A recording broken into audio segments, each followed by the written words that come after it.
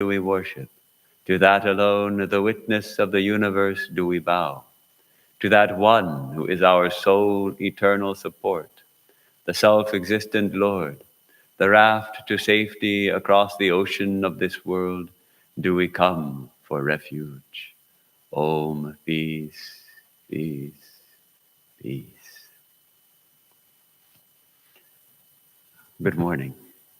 Our topic today, well, building our house on a rock was what we came up with, or the fine art of house building, maybe.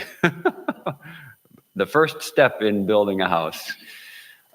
Jesus told his disciples at the end of the Sermon on the Mount, his Sermon on the Mount, his most famous teaching, perhaps, and which really encapsulated all his teaching and is can be deeply understood from the standpoint of Vedanta as being perfectly in line with Vedanta. He says, "Everyone who hears these words of mine and puts them into practice is like a wise person who builds his house on a rock.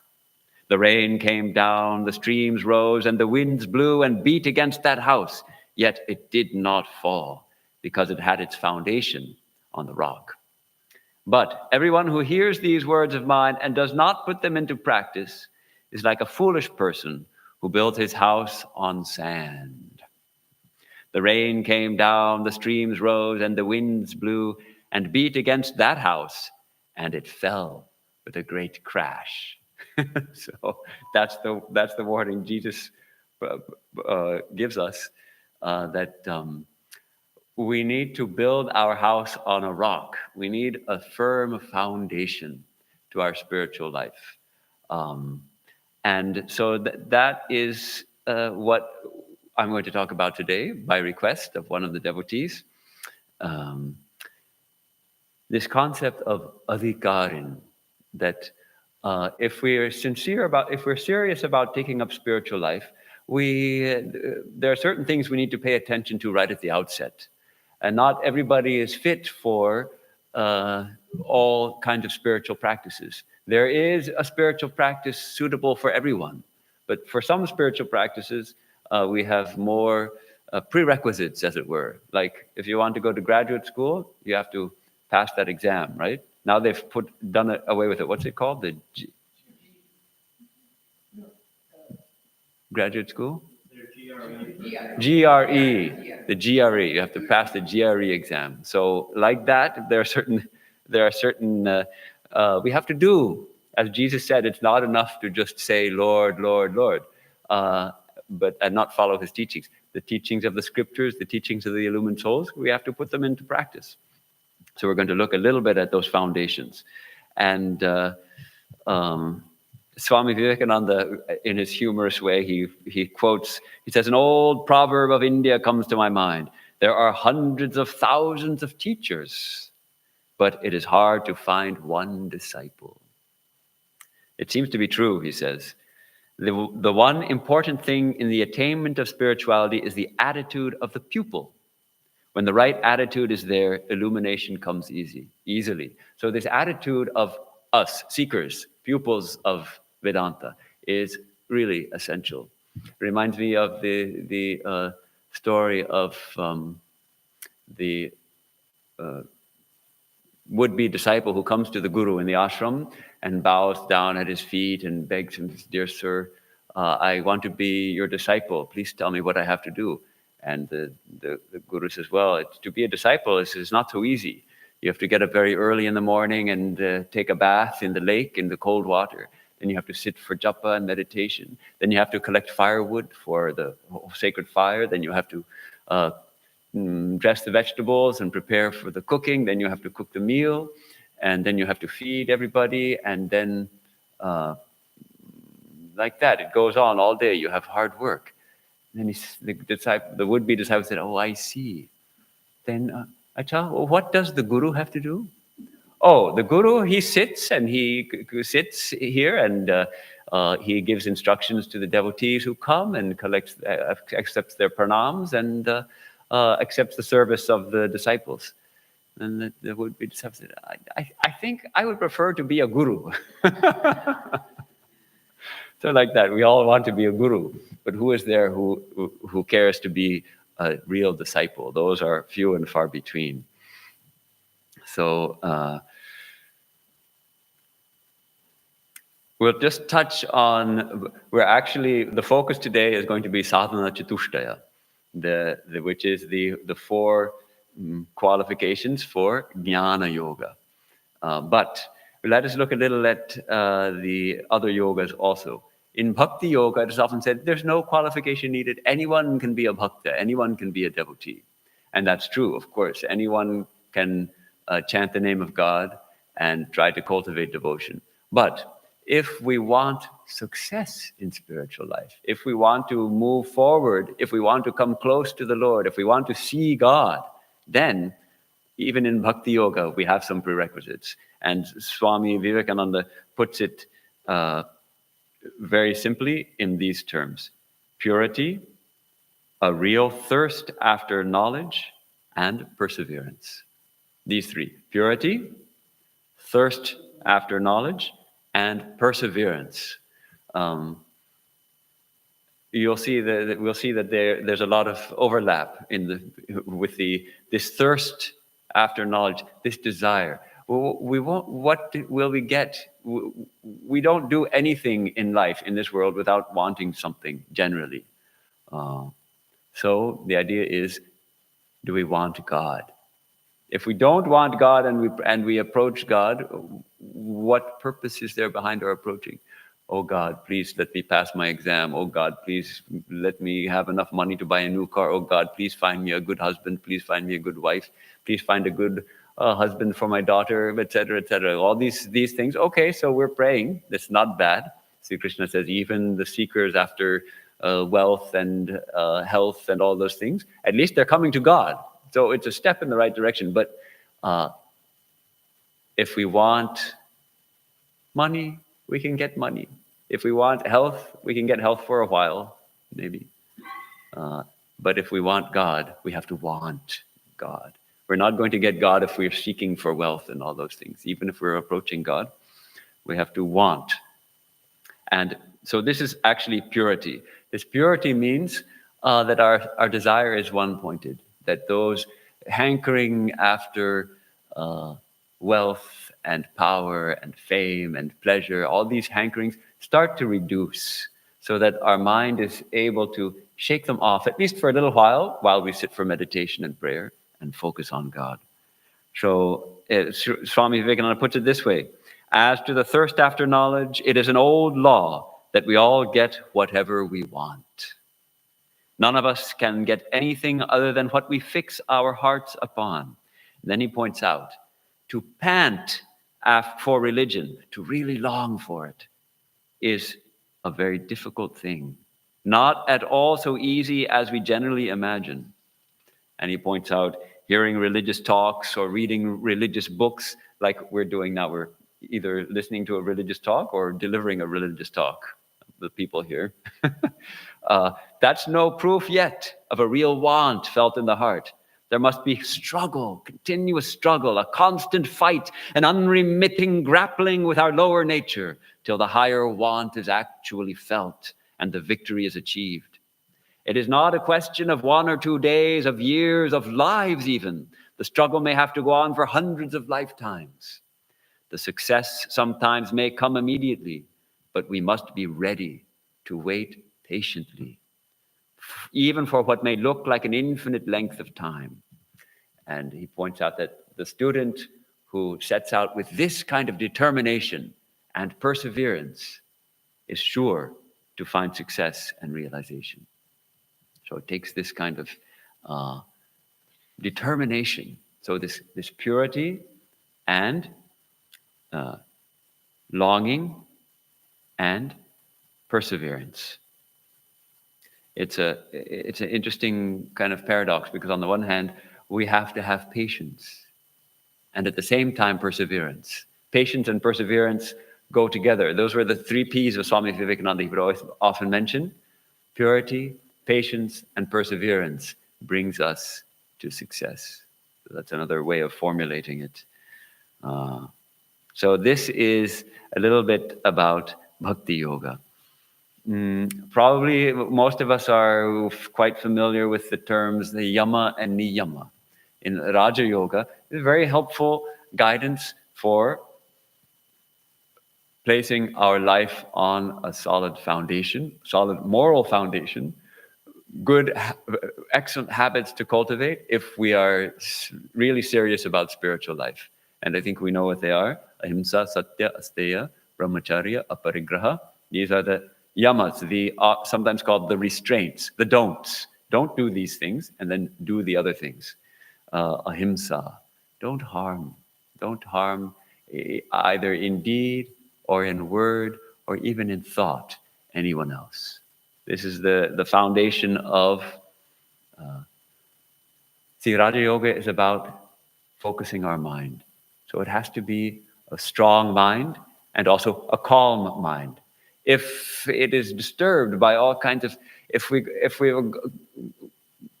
hurt someone, that's going to cause a reaction in our minds, and the mind will not be able to meditate. If we've told a lie, that thought of untruth will cause disturbance in the mind. How will we meditate? So actually there are scientific reasons for these restraints, as it were. Ahimsa, satya, be truthful, avoid untruth. Let the speech and the mind be one. Let the speech reflect what we know to be true. Asteya, don't take what doesn't belong to you. We can go into, I'm not going to go into great depth about these. They're pretty straightforward, but there's a lot of subtleties involved too. Like, what if your wife's phone happens to be unlocked and you sneak a peek at the text messages that are sent there? Is that stealing a glimpse, maybe? Is that looking at something that you shouldn't look at? Unless you have some kind of agreement with your spouse that my phone is your phone, you can see it anytime. If you don't have that agreement, then maybe that's a kind of stealing. It's a stealing a glimpse. So it's a tricky, it gets to be a tricky area. Asteya, brahmacharya, chastity, conserving the energy which ordinarily goes towards reproduction. And in the case of householders, let it be perfectly directed to only with one's spouse. And in the case of a monk, of course, it should be completely withdrawn and redirected.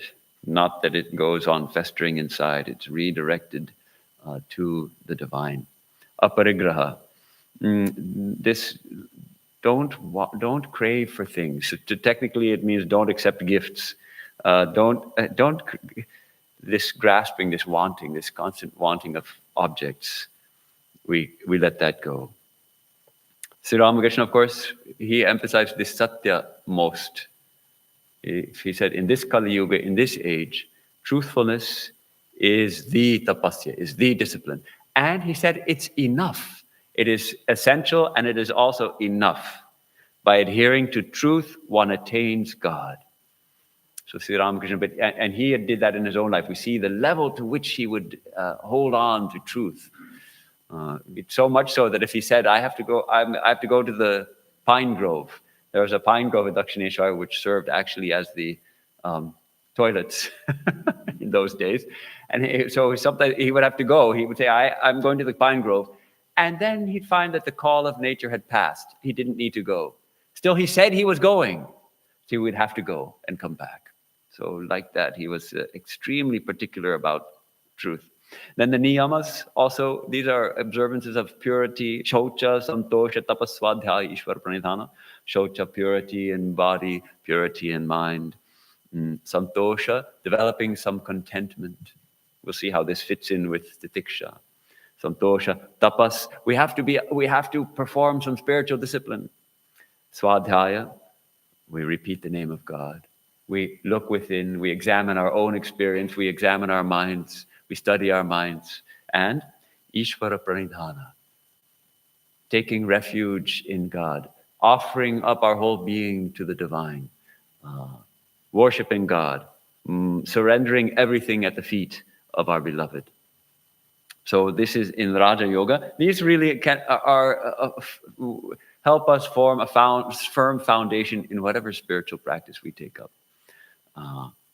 But the sadhana chatushtaya is often held up as the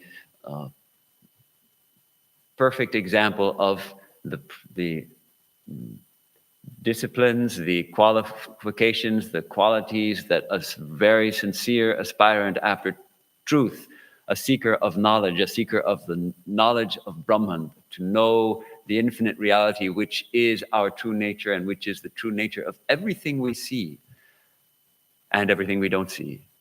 This is these four, sadhana chatushtaya. Probably you've all heard them in the classes. Who has never heard of sadhana chatushtaya?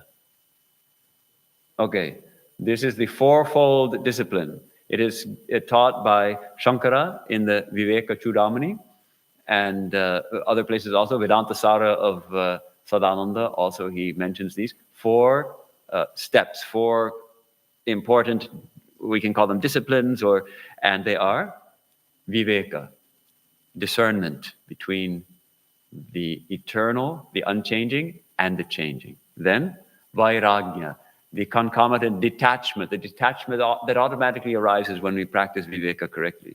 Then there are 6 treasures, 6 qualities of mind. Shamadama means calmness and restraining the mind and resting the mind on the truth and forbearance, bearing all difficulties, intense faith, and intense concentration of mind. These are called the 6 treasures. And finally, longing. So it's actually very simple. It's just 4, although one of them gets split up into 6 subsections. But it's like Buddha. He has his 4 noble truths, and people say Hinduism is so complicated. Buddhism is so simple, just 4 noble truths. I say, well, yes, we have our 4 qualifications, and then only 3 disciplines: Shravana, Manana, and Nididhyasana. Hearing. After this, these are the preparations, and then we are ready. If we are able to fulfill the sadhana chatushtaya, we are ready to hear the truth from the lips of the Guru, and automatically awakening will come, realization will come. And to the extent we can fulfill all of these qualifications. So let's talk a little about these viveka. Sri Ramakrishna used to emphasize this a lot. It used to, and in the Gospel of Sri Ramakrishna and in all of our books, it's translated as discrimination. And now that word, I feel, cannot be used any longer to translate viveka, because in this day and age, it means something else. If you hear discrimination, oh, you Vedantas, you do discrimination there? Oh, I thought you're dedicated to harmony. Why are you practicing discrimination?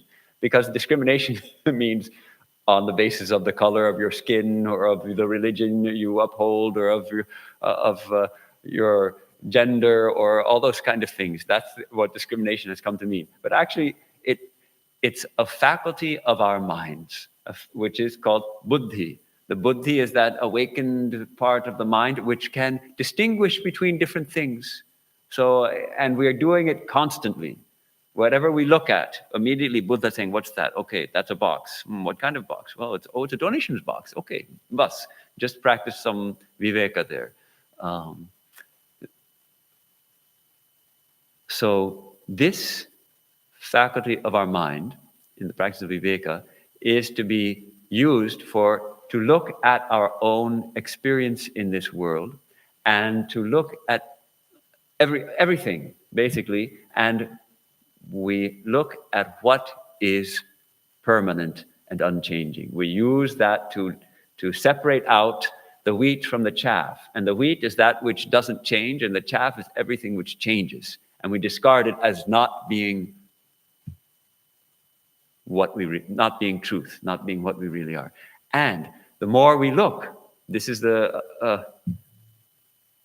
maybe, is it frightening? Not exactly frightening, but it's a sobering, that the more we look, the more we find that we don't find anything that doesn't change until we look deep within. That everything changes, everything. Of course, matter, we know that this building is a very nice building. It was recently built and it looks very strong, and it was built on very strong foundations with concrete and steel and everything. And so the wind can blow on this one and it's not going to fall over. But there will come a day when it crumbles into dust. It's not going to last forever. Impossible. Nothing here will last forever. In fact, if you think about apply this viveka to the sun. The sun is the source of all life on our planet. It's the source of energy. It's oxygen comes from plants which produce oxygen through sunlight. It's the very basis of our life.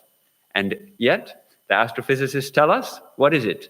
It's a giant fusion engine which fuses hydrogen molecules into helium molecules. The hydrogen molecules are fusing together because of the tremendous pressure and heat, unimaginable to our minds, forming helium molecules, and in the process releasing tremendous amounts of energy. So that's fusion, and that energy is received by us on this planet as light and heat. But the sun is immense, it is enormous, it is tremendous, and yet it is not infinite. It is a limited body of mostly hydrogen. And gradually, as more and more of the hydrogen atoms fuse into helium molecules, what happens? It runs out of fuel. And then it becomes, eventually, it dies. But before it dies, it starts to cool down. But before it dies, interestingly, it starts to grow. And I don't know the details of the physics of it, but it starts to grow, and they say it will become a red giant. And the outer limits of this star, this red giant, which was formerly our sun, which will still be the sun that's there, but it won't be our sun anymore because we won't be there. The outer limits of that sun are beyond the orbit of the Earth. So what happened to the Earth? It got absorbed into the sun. So this, if the astrophysicists are correct, and I think they quite likely are, the sun will die, and before doing so, it will absorb the Earth. Nothing left of this precious Earth. So much beauty, also so much suffering, so many varieties of species of beings, all gone, everything gone. It's temporary. Temporary. Maybe not in our lifetime this will happen, but it's temporary. So that is called viveka, looking even at the sun and realizing this earth itself is temporary. So this idea that we're going to make it perfect and live here happily ever after, not going to happen. Okay. So that is viveka. And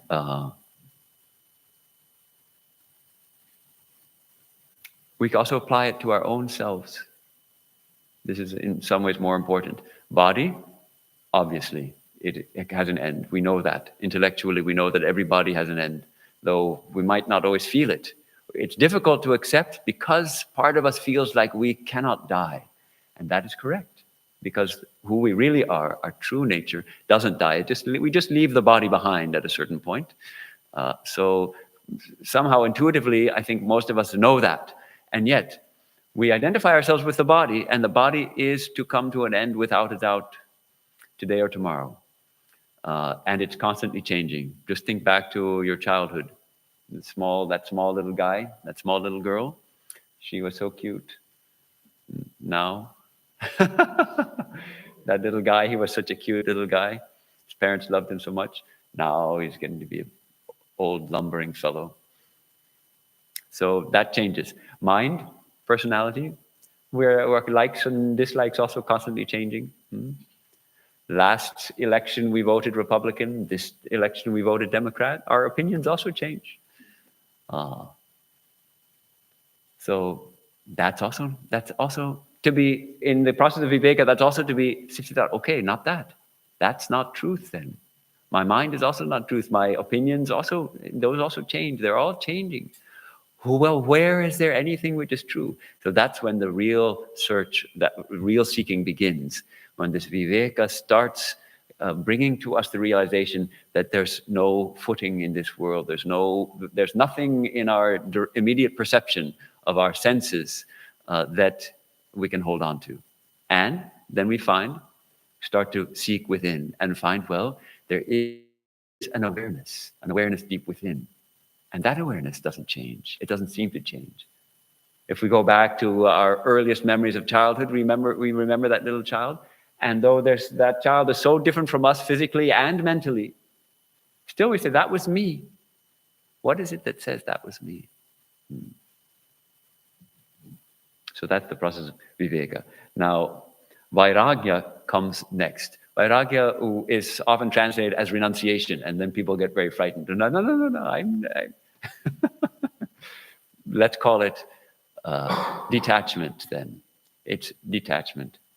Actually, Shankara, the definition given by Shankara is more like renunciation. He says Vairagya is the desire to give up all transitory enjoyments.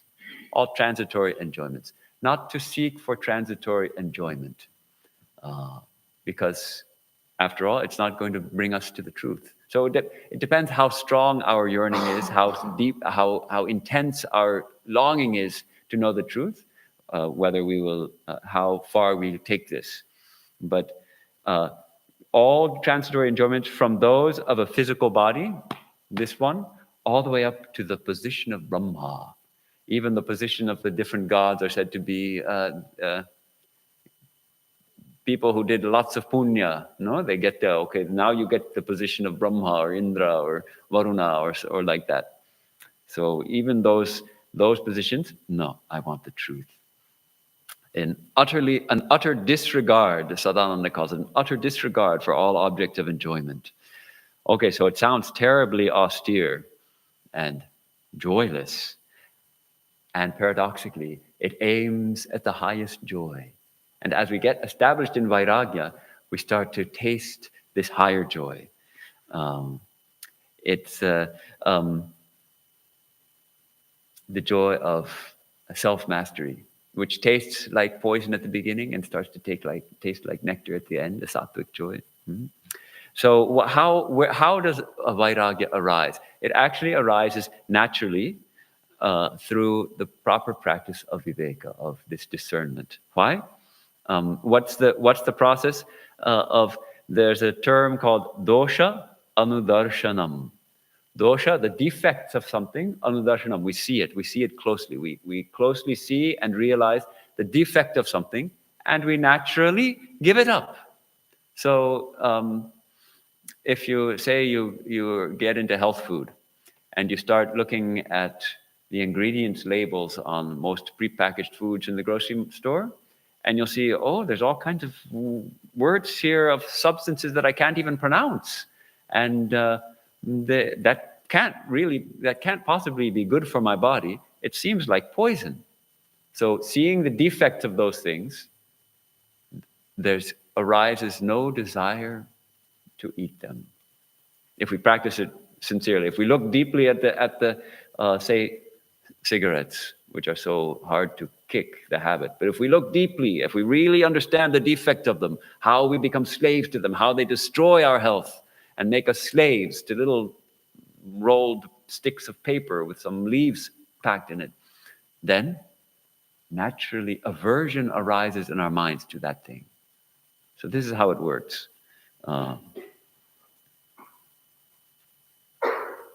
Another thing, this idea that this thing that, detachment is joyless. We have nothing to enjoy then in this world. There's a difference between giving up the hankering for enjoyment and experiencing enjoyment.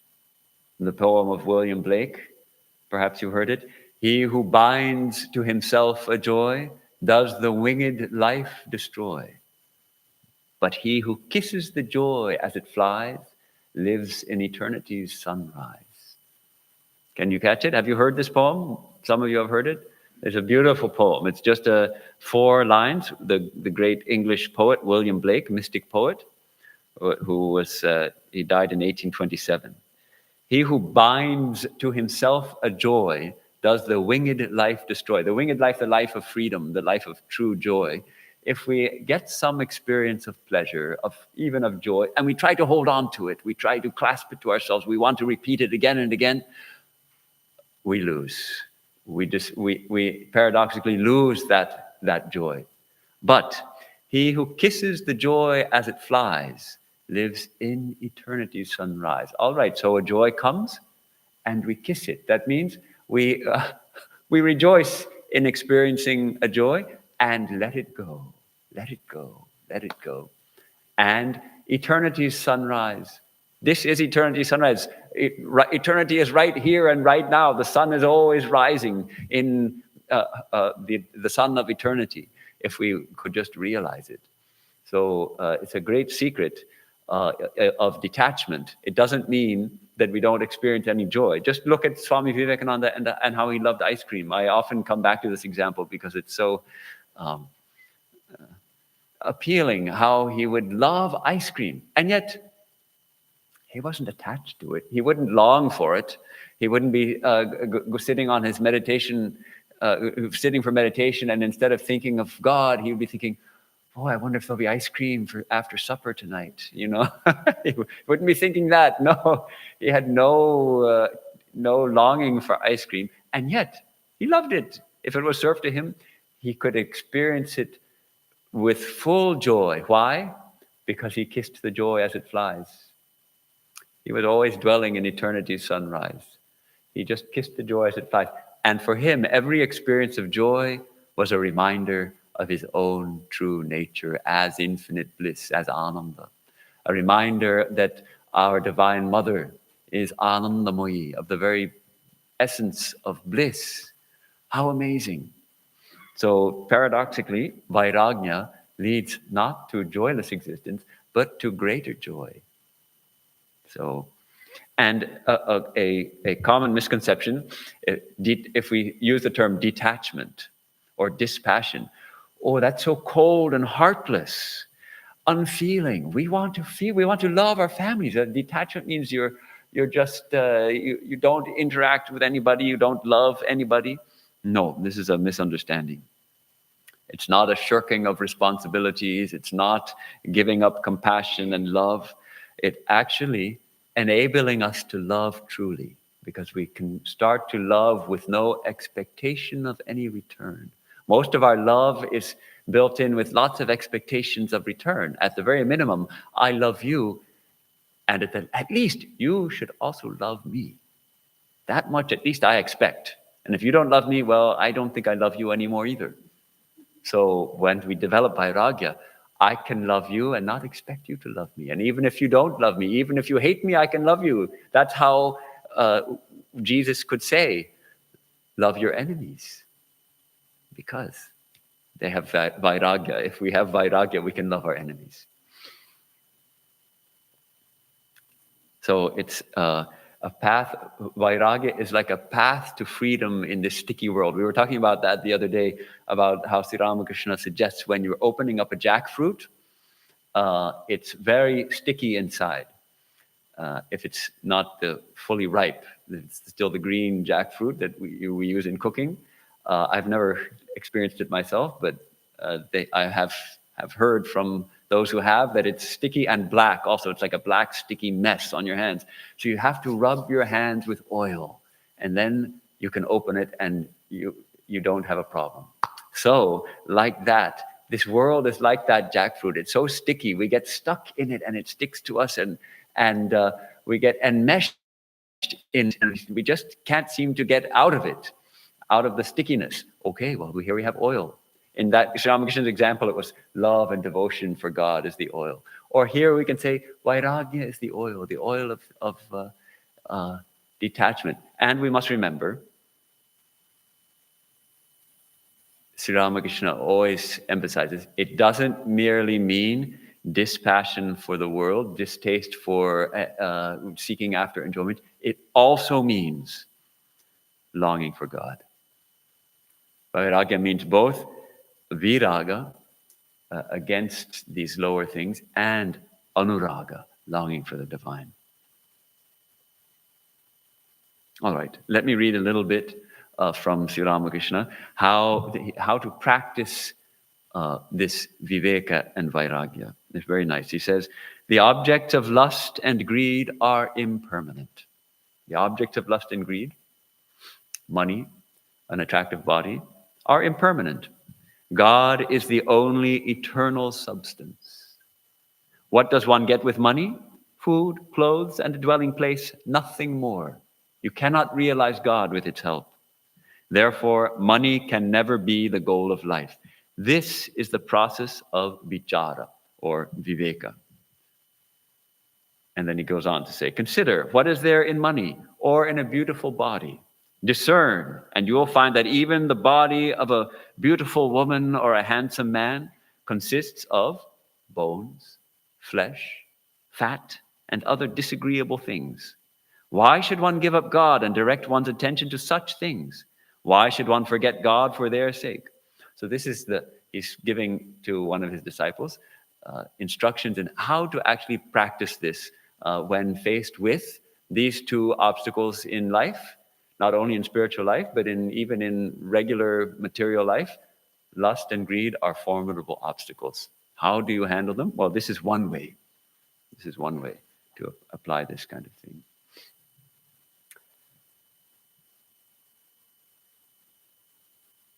All right. Well, before we run out of before the hour runs out, we should talk about the six treasures a little bit. But I love the story of Sri Ramakrishna about strong Vairagya. Maybe we'll come back to it at the end if there's time. The farmer who is determined to bring water to his field, and he ignores everything until he's brought water to his field. This spirit of being up and doing, strong determination. Let us remember that Sri Ramakrishna also assures us that Vairagya is actually natural. The more we go to the east, the further away the west falls behind. The closer we come to Varanasi, the further Kolkata falls behind. The closer we go to Los Angeles, the further Houston falls behind. As we approach the divine, naturally, it's a natural progression. We shouldn't pull the leaves off of the palm tree before it's time. We'll tear the bark. But when they dry up, they fall off of themselves. All right, these six treasures, they're kind of technical, and I don't know if it's really worth going into them too deeply, because we're talking about technical things for the sincere seekers of jnana, practicing jnana yoga. But shama is the first of these. This is, we can call it calmness. What is it? This is the mind, by continually observing the defects of all sense objects, detaches itself from those and rests steadfastly on the goal, that is Brahman. So it's what we've been talking about, really, put in another way. Having examined the defects of all sense experience, the mind naturally withdraws, doesn't seek that sense experience anymore, and rests in the divine. Second, Dhamma, restraining the external organs from all objects.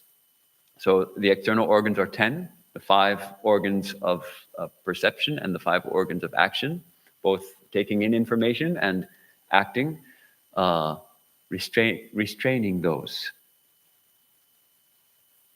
And there is a third, uparati. These 3 go together, and sometimes it's a little hard to understand what's the difference between them. Uparati, or self-withdrawal, consists in the mind function ceasing to be affected by external objects. Or in another way of putting it, these organs, having been restrained in Dhamma, remain there and don't fall away again. Swami Vivekananda talks about these 3 in a kind of without distinguishing too carefully among them. And I think it'll be helpful to understand this process of Shama Dhamma Uparati if we read a little from Vivekananda, from his beautiful talk on discipleship, delivered in Alameda in 1900. He says, "There is the big nose. A little fragrance is there. I have to smell it.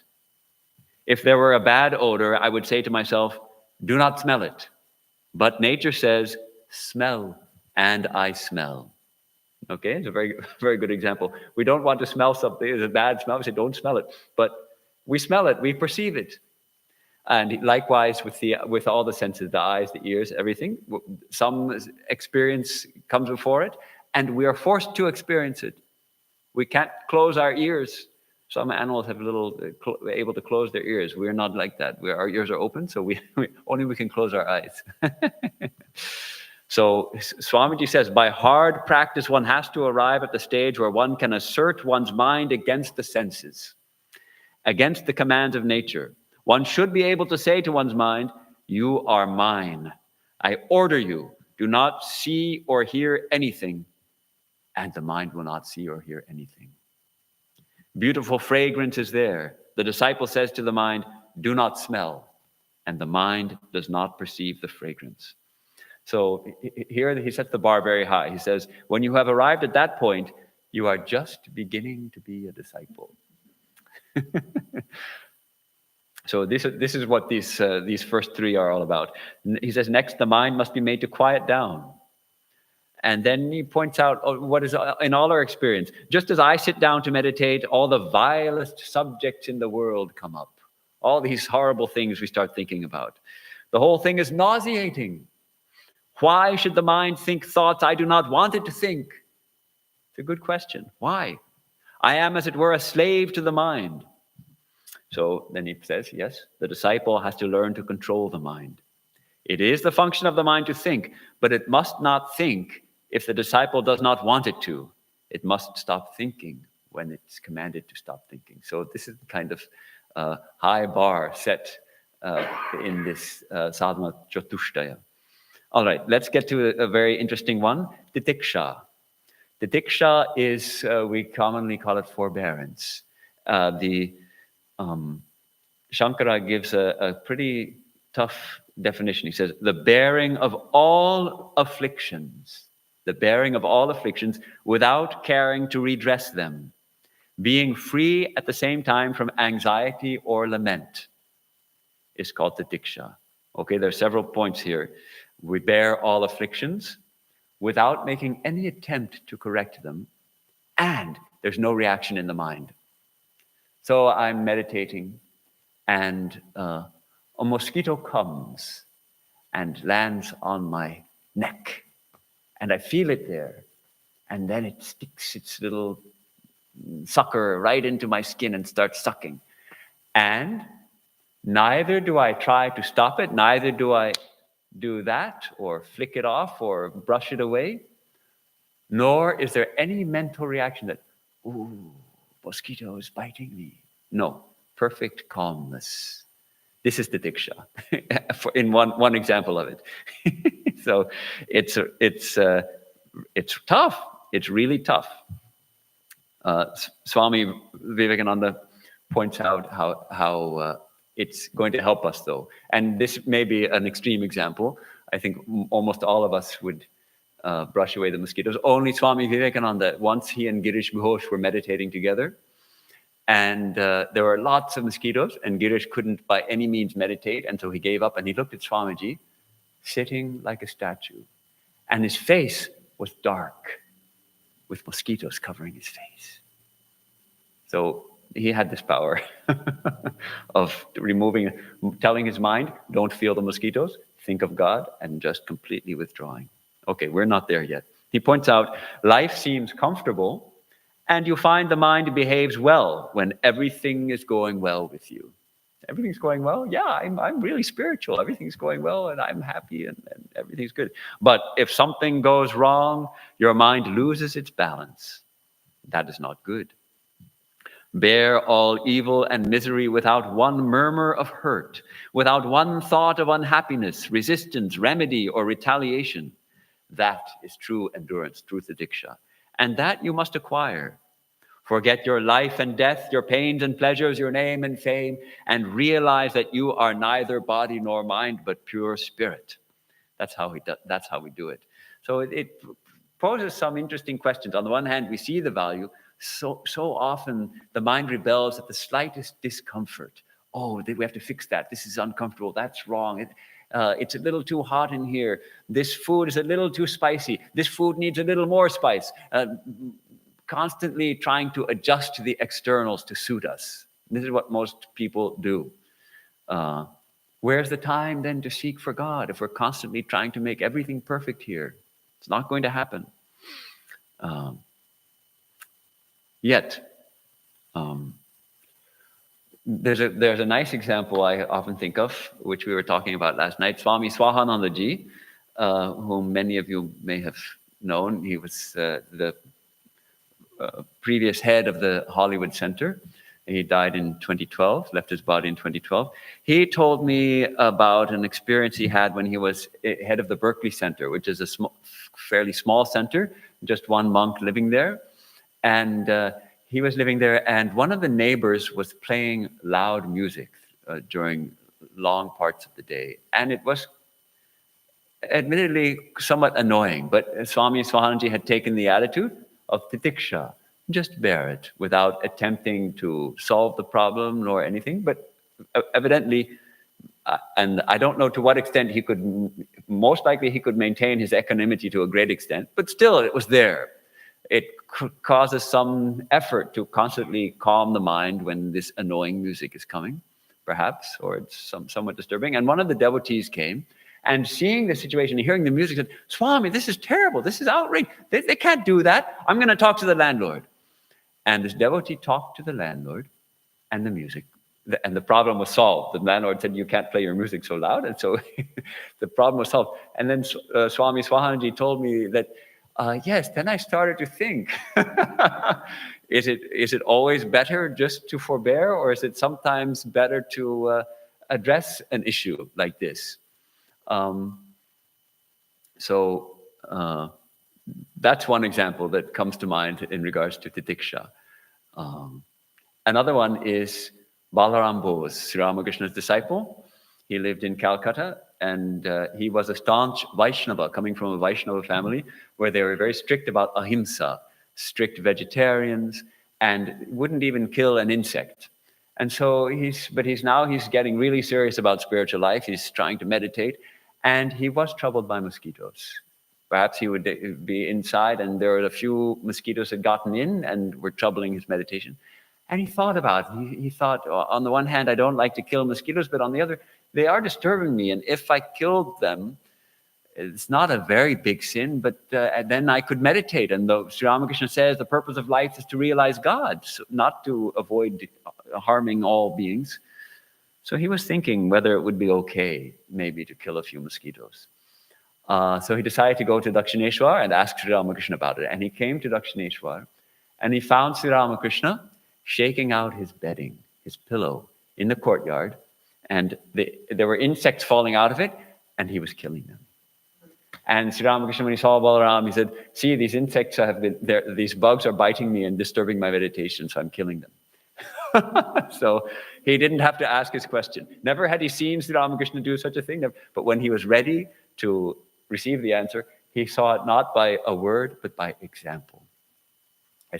These kind of things are rather mysterious. How did Sri Ramakrishna, was it all planned beforehand? Did he know Balaram was coming? And so who knows? But it's a wonderful play of Sri Ramakrishna. And so here, Sri Ramakrishna seems to suggest that rather take some action. And really what I think nails it on the head is this beautiful prayer called the Serenity Prayer, which is well known in all 12-step programs, Alcoholics Anonymous and others. They've taken at least the first part of it.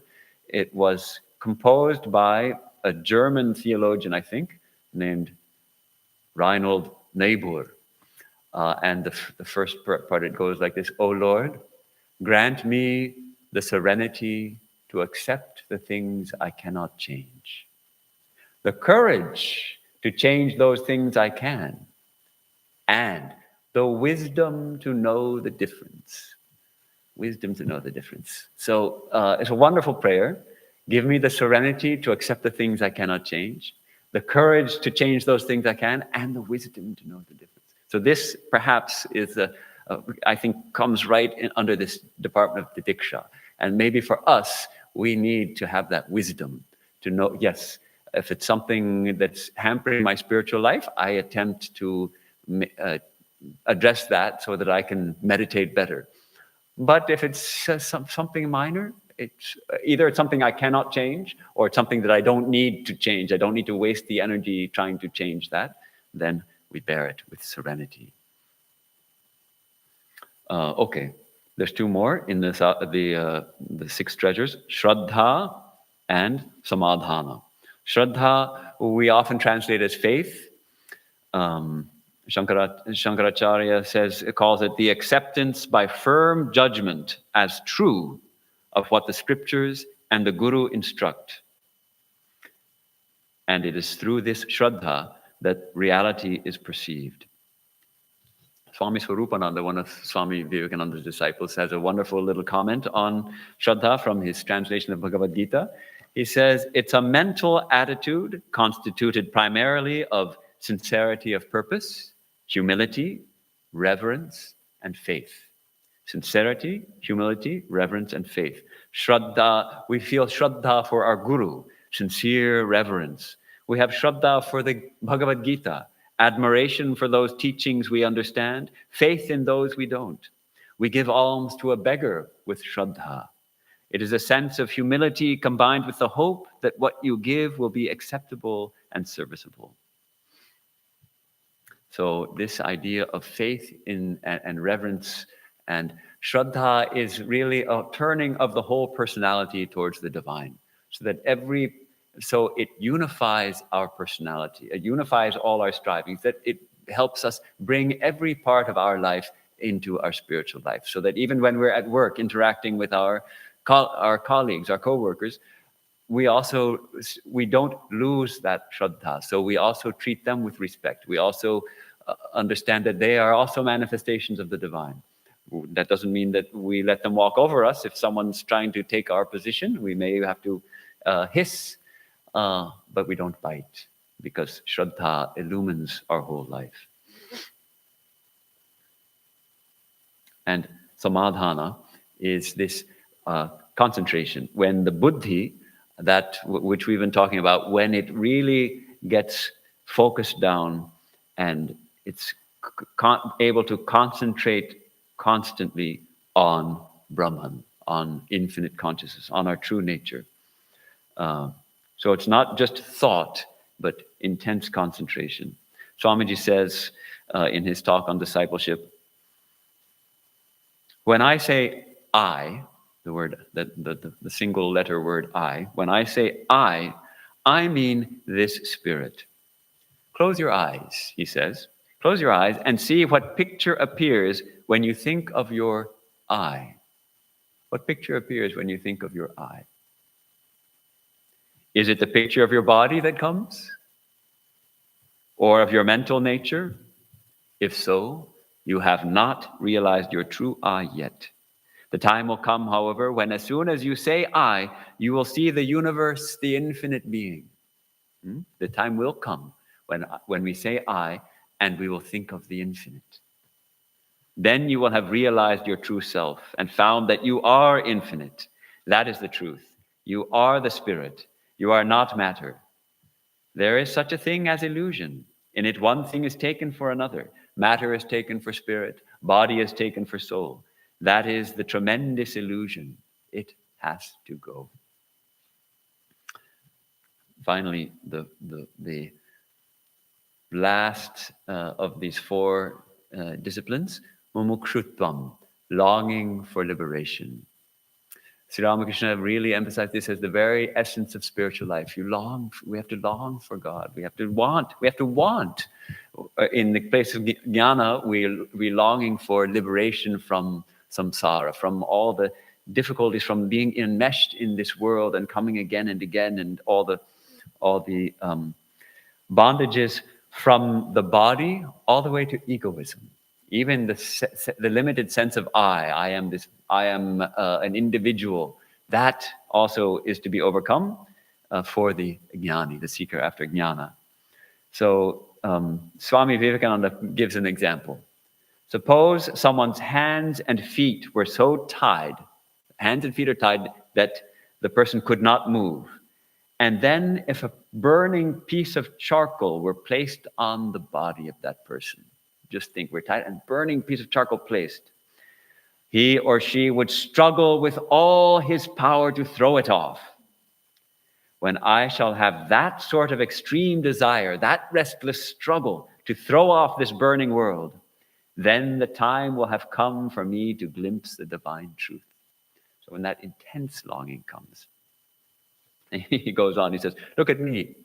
I lose my little pocketbook with $2 or $3 in it. I go 20 times into the house looking for it, looking to find that pocketbook. The anxiety, the worry, and the struggle.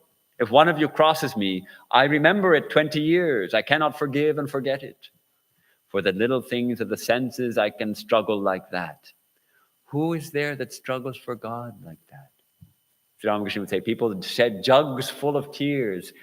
Can you imagine you catching the tears? And jugs full of tears for husband or wife or children or money or house. Who weeps for God? Who weeps for God?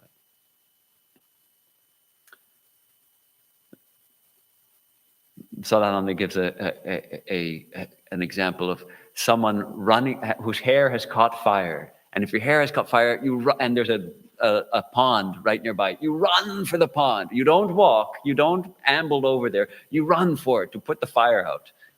It's burning. So that's the idea. Our heads are burning, whether we realize it or not. So we run to the Guru and take shelter at the Guru's feet and request the teaching to bring us across, to bring us to enlightenment, to illumination.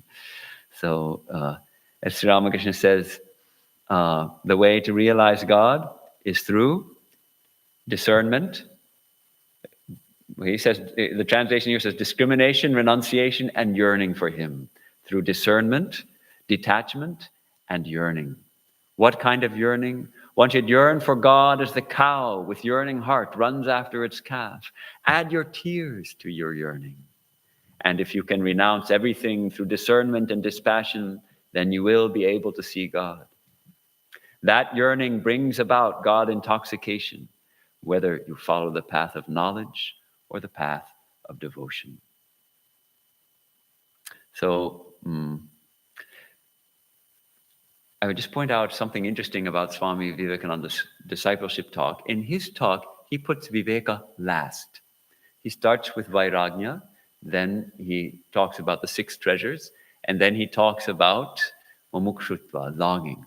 And finally, he says, after all these things, then you practice viveka and the illumination comes, because you have the mind that's fully able to do it. So actually, all these go hand in hand. It's not that we necessarily think, okay, first I've done shama, now I have to do dhamma. It's not like that. The spiritual life is a unified life where our whole life goes step by step towards illumination. So let's read, as a closing, let's read what Swami Vivekananda puts at the end of that beautiful talk he gave. These are the 4 conditions which one who wants to be a disciple must fulfill. Without fulfilling them, he or she will not be able to come in contact with the true Guru. And even if one is fortunate enough to find such a Guru, one will not be quickened by the power that the Guru may transmit. There cannot be any compromising of these conditions. With the fulfillment of these conditions, with all these preparations, the lotus of the disciple's heart will open, and the bee shall come. Then the disciple knows that the Guru was within the body, within him or herself. He opens out. She realizes. He crosses the ocean of life, goes beyond. She crosses this terrible ocean, and in mercy, without a thought of gain or praise, she, in her turn, helps others to cross.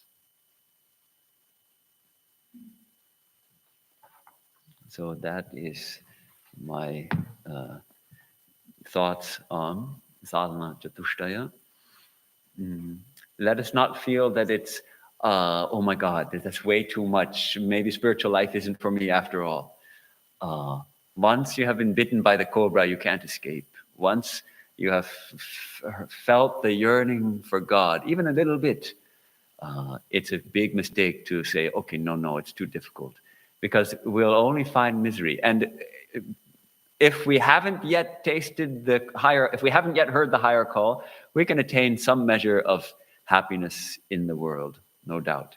But once we've heard that higher call, going back to the world without any spiritual life is only going to bring suffering and misery. It's a curious paradox. Someone might say, I wish I'd never heard about this. I wish I never got called to know God, because now I'm suffering a lot. And before I was okay. But what to do? We have been bitten by the cobra. We have to go forward. And little by little, Sri Ramakrishna says, we should hear about these things. We should hear about stern renunciation also. Why? Because there will come a time when we have to practice it. Then we'll remember, oh yes, I heard about this. So in small doses, we take it. And if not before then, at the time of death, all of us have to renounce everything. We have to give up everything. Our houses, our families, our money, even our precious body. We have to give it all up at the time of death. We take nothing here with us. Only our character, the power of our deeds and our thoughts go with us. So it's good to think about renunciation a little, practice it a little, prepare a little for that moment. Then we can have a peaceful death, a joyous death, and go forward with the conviction that we're just shedding the body and attaining the divine.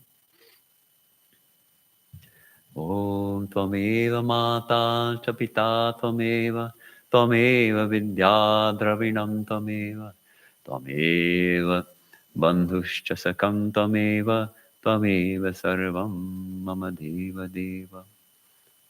I mixed it up. Let me do it again. Om Tvameva Mata cha Pita Tvameva Tvameva Bandhuscha Sakha Tvameva Tvameva Vidya Dravinam Tvameva Tvameva Sarvam Mama Deva Deva. Kayena Vacha Manasendriyarva Buddhyatmana Va Prakrite Svabhavat Karomi Yadyat Sakadam Parasmai Narayana Yeti Samarpayami. Om Shanti Shanti Shanti. Thou art my mother, my father art thou. Thou art my friend, my companion art thou. Thou art my knowledge, my wealth art thou. Thou art my all in all, O God of gods. Whatever we do through our body, speech, mind, senses, intellect, soul, or through innate natural tendencies, all that we dedicate as an offering to the Supreme Lord. Om, peace, peace, peace.